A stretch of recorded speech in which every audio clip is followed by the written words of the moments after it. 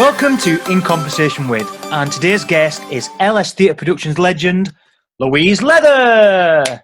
Hello, Louise. Hi, legend. I like that. Don't Hello. get that often. Now, legendary. Well, thank you for jumping on our In Conversation With podcast. No problem at all. You are guest number 4. Wow. I know. Thanks for asking me. You're welcome. This is really I don't know exciting. how interesting I'm going to be, but I'll try my best. I'm sure you've got a few stories to tell. So, obviously, I know you really well, and a lot of the LS know you very, very well. So, if any of our listeners don't know who you are, can you just give us a little breakdown of who Louise Leather, the performer, is? Right. Okay. So yeah, I have been with LS Theatre Productions since day one.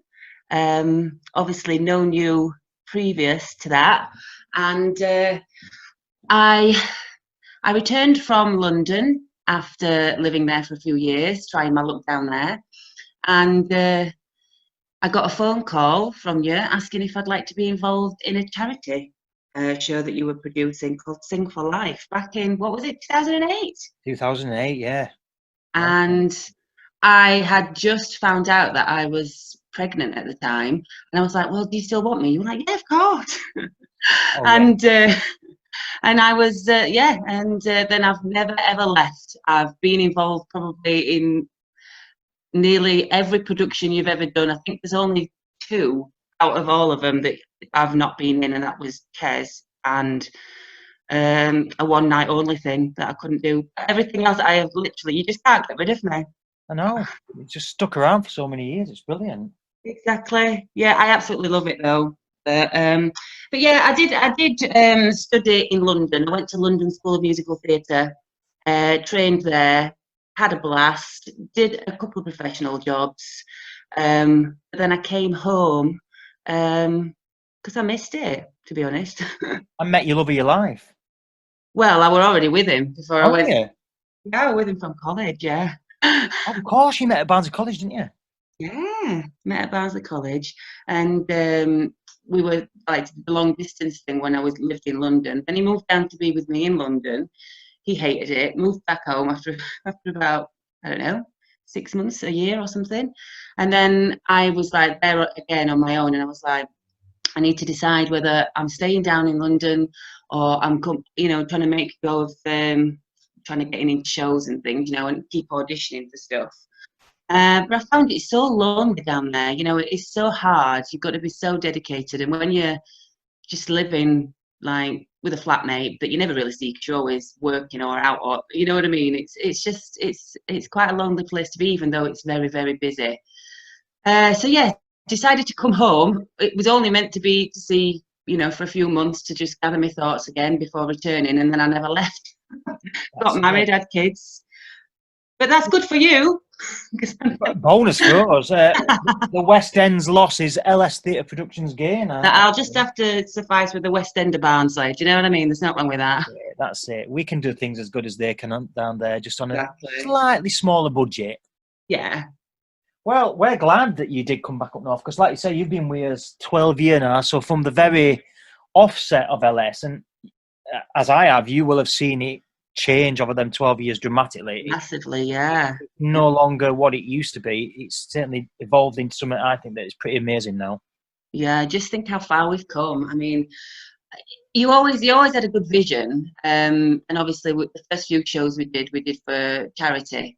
I think it was for Cancer Research UK, and obviously that got people to support us, to come and be in the shows. They wanted to support a good cause, but it was just from the beginning, it was just a really good feeling, just being around other people that have the same interests and enjoy the same things, and it just grew from there, didn't it? Yeah, I think you're right by saying that. I think it was just a real collaboration of so many different creatives coming together and just wanting to do it and have fun doing it and Yeah. create some magic. And I think that's what we have done for 12 years. I think in them years we've done some phenomenal productions. Yeah. Is there any that stand out to you? Wow. Now then, so many. I mean, like in LS, like when we started, it was a bit like cabaret style, wasn't it? Like just a bit of everything, bit of a mishmash of things. And obviously they're fun because you get to do like a range of things, whether it's dancing or singing, duets, and ensemble pieces. But then I did choreograph back in the first few years of LS, and I enjoyed that part of the process. But then as we've grown, I've enjoyed then taking on principal roles, which is it's really hard to do both, give both all your time and effort and Yeah. give it justice. So when I started auditioning and getting the parts, obviously I left the choreography behind me. But they still hold a special place in my heart, like things like Little Shop of Horrors when we did that. And I worked really hard on the choreography because we didn't have a massive space to work in, and we had quite a lot of dancers. And when you come out and people come up to you and say, oh, the choreography was amazing, you did so well, to say that there was like hardly any room because there was a big plant on stage. Yeah. And and that means the world to me. So that one, from a choreography point of view, that one was good. Yeah. And Lacage as well, playing a drag queen. Wow, I mean, yeah. Explain that. You're a woman playing a man. A man playing a woman. Yeah. Now, if that, I mean, I'm not going to lie. When you first offered me the role of a drag queen in the ensemble, I was like, oh, that's a bit of a knock to the ego. Do you know what I mean? That's something that does. Who do I know that could look like a drag queen? Oh, Louise will. Louise will do it. So, but once I got over that, I was like, no, this is fun. It's like gender neutral. We've done it a couple of times actually. We had probably more men in the first show. They were not, a lot of them weren't dancers at all. So that was fun to choreograph for. But then moving on to a performer side of things, probably Cats is a massive one for me, because I was Grisabella. That was just magic. There was something magical about that production that it's never been.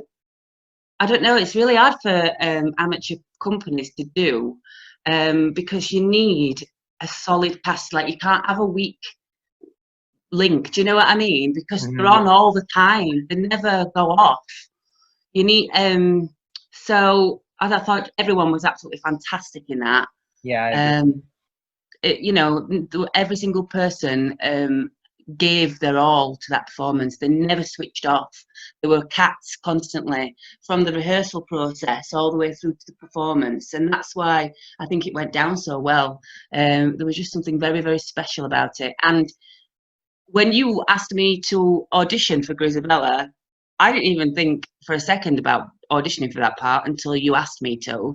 Well, because didn't you think of one of the I was thinking like Von Ballerina or something like that, and because obviously I dance, so I was thinking, oh, Grisabella doesn't do that much. She just like a bit of a cameo, really. And obviously I love dancing. I thought, well, I'm still young enough, I'll do some dancing. And then when you asked me to do it, I was like, I listened to the songs, and it's so emotive. She's, when you actually do some research and the character. And that's what I love about musical theatre. I can't just sing a song, I have to live it. I literally live everything I sing. And that's why I love musical theatre, because and I think that's why audiences do. When you watch it, it's a connection that you have with a performer when they're on stage and they're emoting and they're living what they're living in that time and space. Then as an audience member, you should feel that. Do you know what I mean? But I think that's what you're very good at, and I think that is, to me, it's not always about hitting the best note or singing the best, but if you can act a song, then that is when you move an audience. Definitely. And I think that's why we wanted you to audition for Grisabella, because we knew it is obviously a big sing and it's an anthem in musical theatre, but you've got to have an actress who can do it.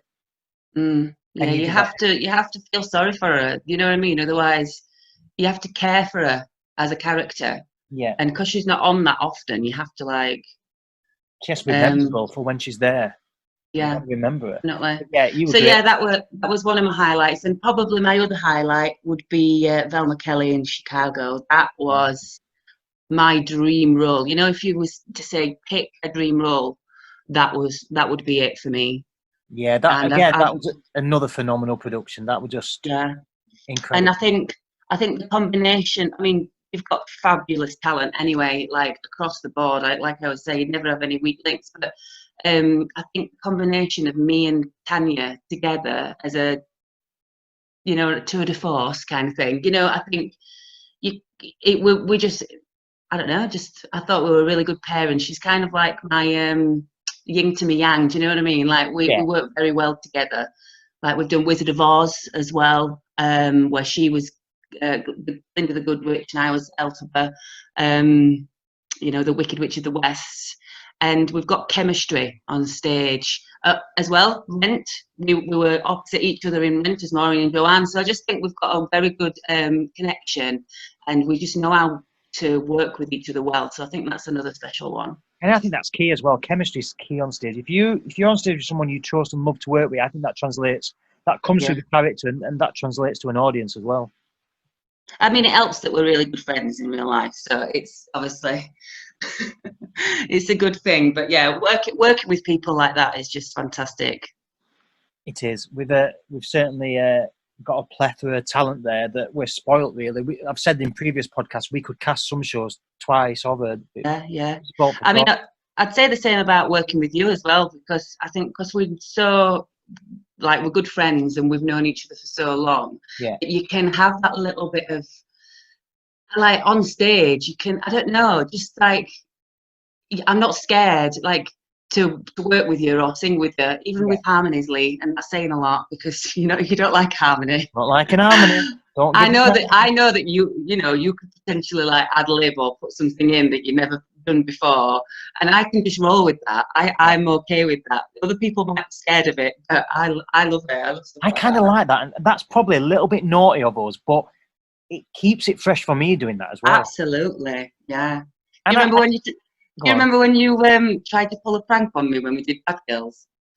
Well, it could have been many pranks. Which prank are you talking about? Well, the particular scene I'm talking about is when my character, Shell Buckley, took your character, what's it called? Jim Fenner. And she's trying to honey trap him, and she seduces him to the song, what's the song called? First Lady. First Lady, that's it. And she strips him off through the song and handcuffs him to the bed and then sets him on fire. Right? So that's just setting the scene for you. Yep. And every time I stripped you off, you have to pull your trousers down. And one of the nights, she surprised me by having a novelty thong on. That was was it an elephant or something? It was a blue elephant. It was an Ann Summers special. Brilliant. And it was filmed that night, and I remember watching it back, and I just looked at it, and I just rolled my eyes. I didn't even flinch. True professional, carried on regardless. Absolutely. But that's good. I think having fun with it as well. Because do you not find, though, some societies and some performers, and we may know a few, just take it too serious? Yeah. I just think. Yeah. I mean, obviously, you want it to be serious in a way that you won't make fun of a serious situation, or you wouldn't start creating jokes when it was like a death scene or something. No. But in shows like that are meant to be light-hearted, I mean, there's so many. I was thinking about this as well the other day when you asked me to do the podcast. I was thinking about all the funny things that have gone wrong on stage and how we've dealt with them over the years.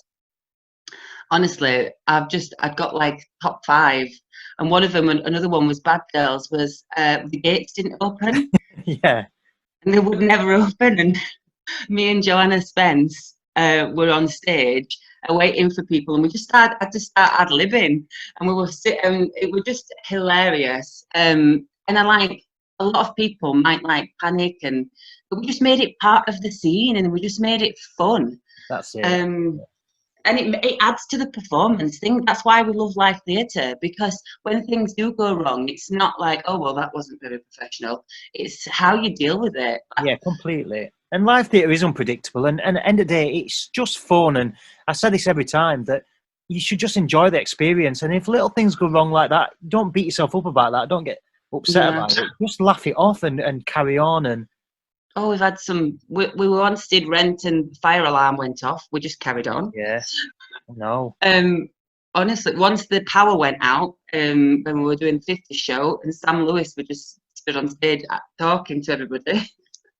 It's We just have. fun. It's We've had some great. funny moments, but Absolutely.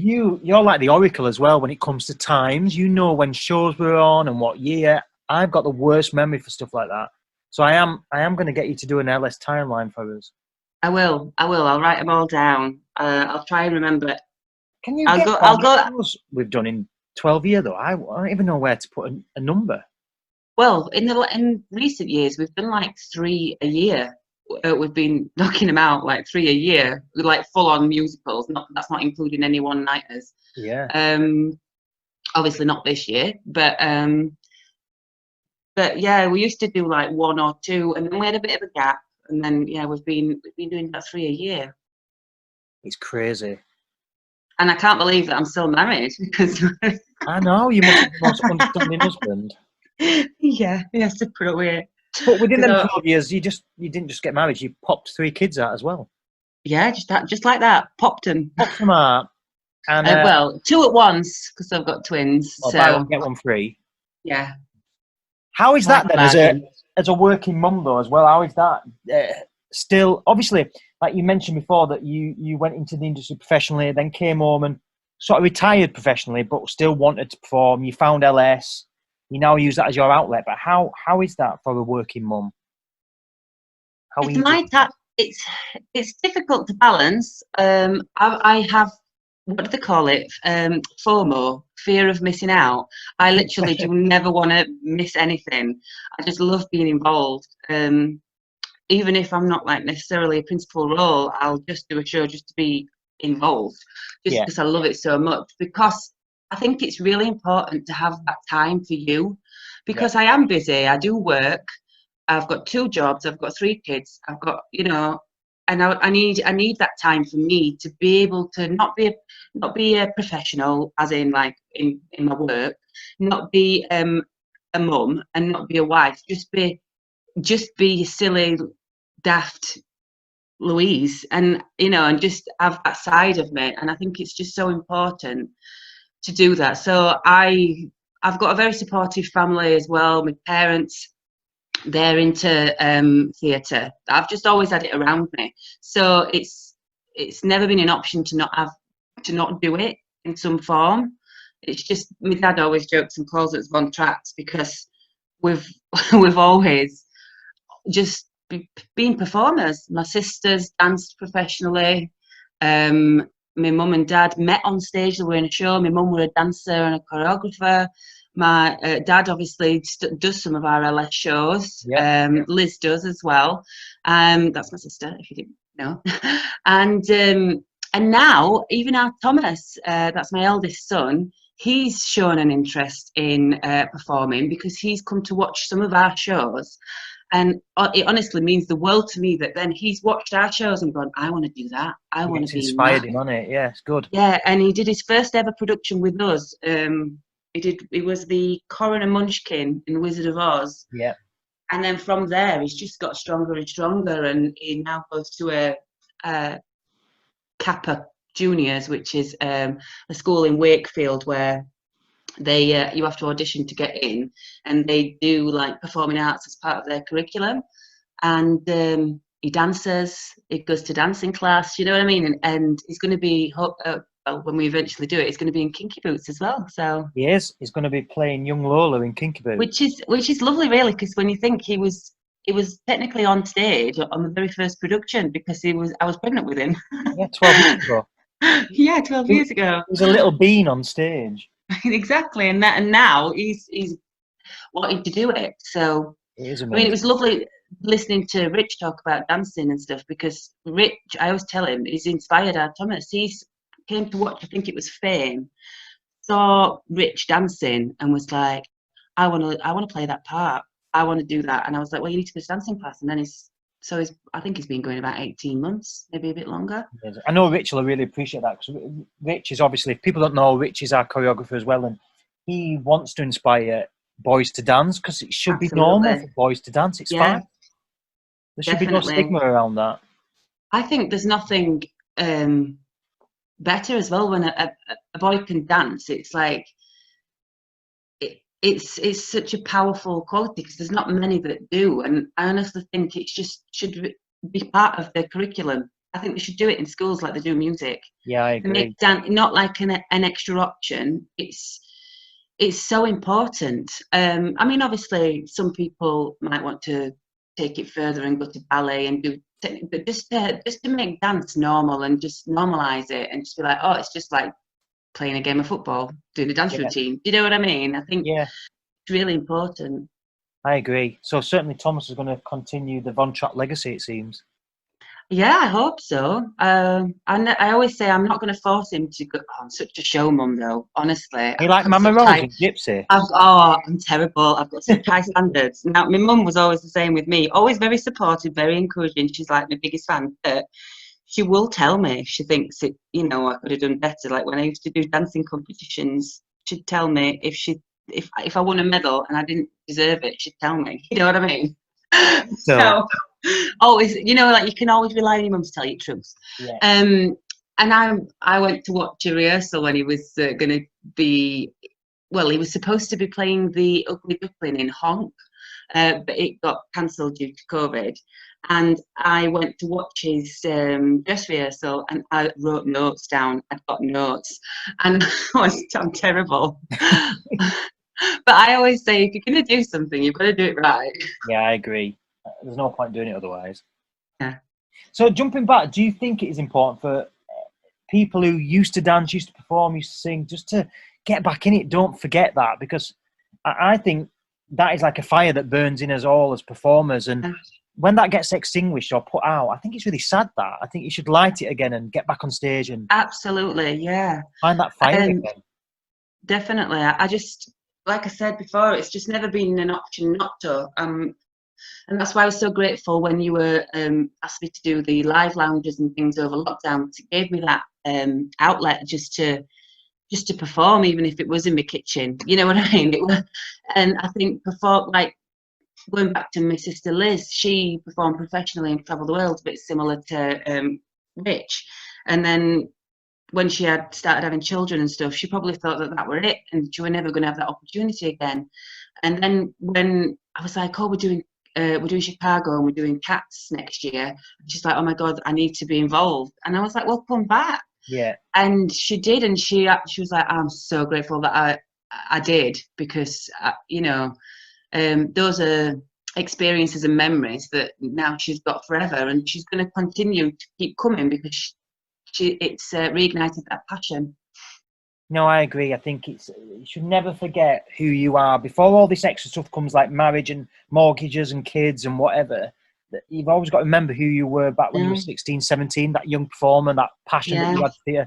Don't ever lose that, because I find that really sad when that happens. Definitely. I mean, there's even part of me now. Now, I'm being really honest here, but there's part of me now that I'm considering getting my stuff. I don't want to say shit, but getting my stuff together, Yeah. and getting, like, trying to get an agent and potentially audition for stuff again. There's not in the West End. I'm not gonna move my family or anything, but I'm just like, there is work to be had just up north. Just because we're not in London doesn't mean you can't work professionally around the north as well. So there's a little, like, thought inside me, a little seed that's thinking, do I do that? Do I try and pursue it? Am I too old? Do you know what I mean? And then and then on the other hand, I'm like, do it. Why not? Do you know what I mean? I think if that seed's there, then you water it, don't you? And you let it grow, because you'll always regret it otherwise. I know how hard it is, though, because I've been there before, and so I don't know. It's just something I think about sometimes. Sometimes I think I should try, and then sometimes I'm like, I'm happy with what I've got. You know what I mean? Like performing with LS, I feel like I am performing with professional company. I do find that with a lot of people. What I get so much feedback after shows from the performers who just said that the opportunity is everything that needed and more. Just to get on stage, to dress up, to perform with friends, to play roles that they thought they'd never get a chance to play is just life-changing for them. Yeah, definitely. And here's to many more as well. I mean, 12 years, we're babies compared to some companies out there. Yeah. We could be going for another 20, 30 years. Oh, heck. Oh, that's a scary thought. Yeah, definitely. But we did have a full theatrical year planned and all till COVID-19 bit us in the backside. That's right. And you were heavily involved in a few of them productions. And obviously, you were going to be playing Violet Newstead in 9 to 5. I know. Oh, I really need that to happen. I really, I, Oh, well, fingers crossed. I've got everything crossed. Honestly, as soon as I got the part, I've been listening to the soundtrack non-stop.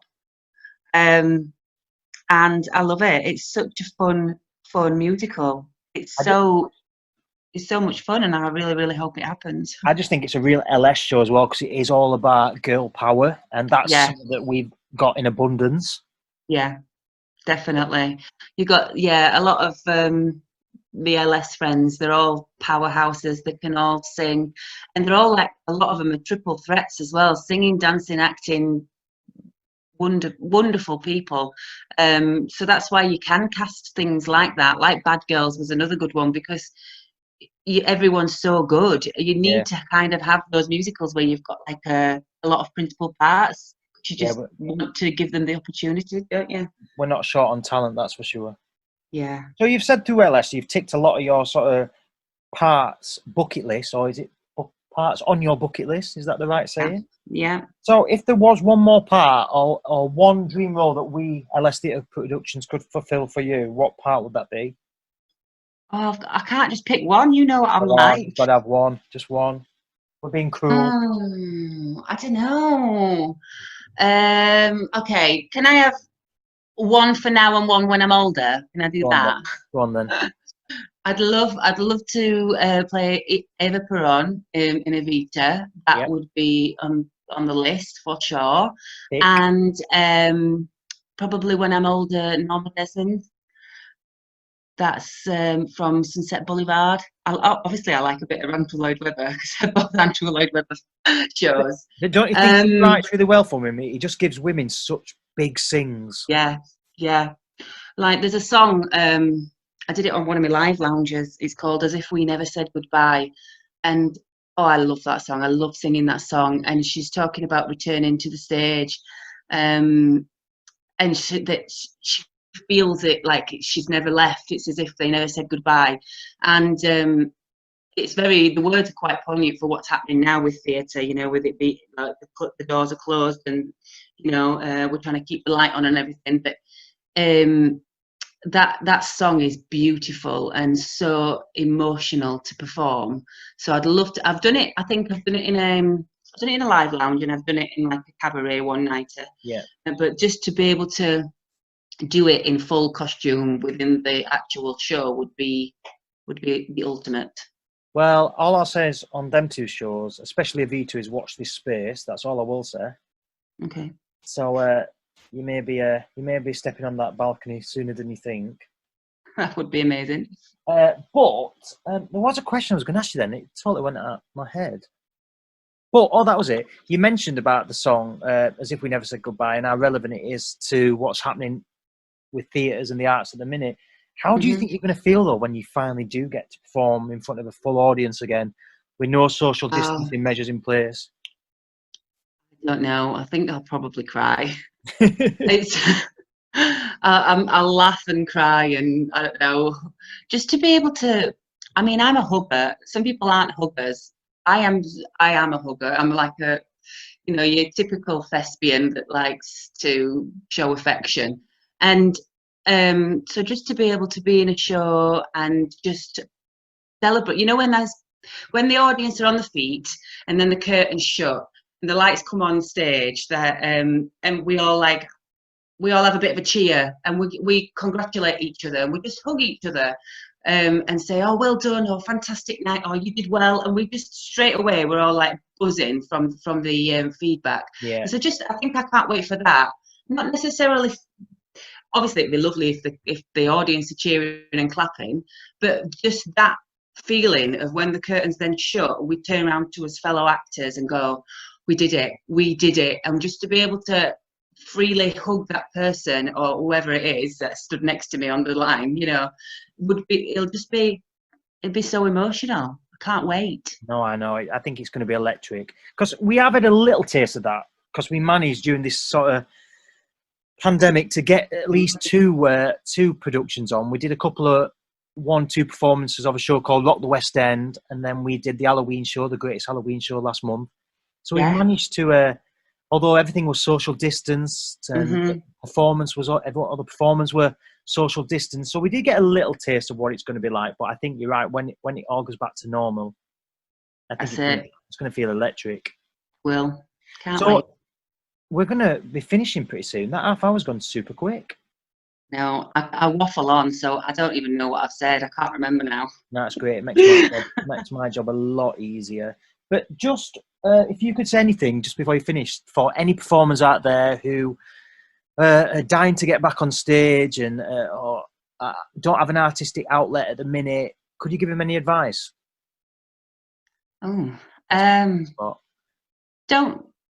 Don't give up. Just keep going. Yeah. Come if you've never watched any of our shows, then first of all, why not? Second of all, please come along.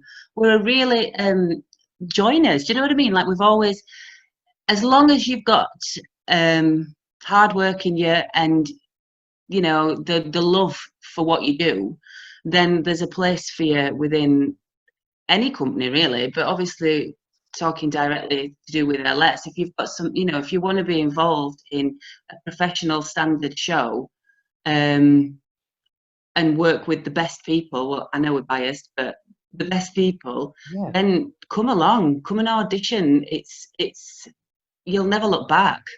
Once people come to LS, they very rarely leave. That's it, and that's right. We open our arms and our doors are open to anybody who wants to come and go and come and give a go and do some shows with us. But I mean, I know people are busy and you can't always do every show like me, because I just love it. But you know, even just come for the odd show. Some people do that. You know, we do have some performers that come for a particular show and then might just come and watch the other ones. But they're always part of the LS family, even if they're not particularly involved in the shows themselves anymore. They'll always be welcomed back. It's the door is open. Yeah, you're right mentioning that, because it is like a family, like, and it's a very supportive, safe space where you can come and just have fun and create some magic. But I actually think you don't actually leave the rehearsal rooms between shows. I reckon you just sleep there in a sleeping bag. I do. I might as well. You might as well. You're in every show. I know. Well, thank you for spending time with us on a Saturday afternoon. I might have got a bit echoey then. I was looking out the window. It looks a bit grim out there. So yeah, well, you just be glad that I got Paul to take the kids out, because otherwise it wouldn't have been as quiet. I know, three little ones running around. Oh yeah. Well, Louise, thank you very much. You've been our guest on In Conversation With. Thank you for sharing your stories. Woo. And fabulous. Yeah, thanks for doing it. Thanks for asking me, and I've really enjoyed listening to everybody else as well. Brilliant. There'll be more to come. Thank you very much. Thanks. Bye.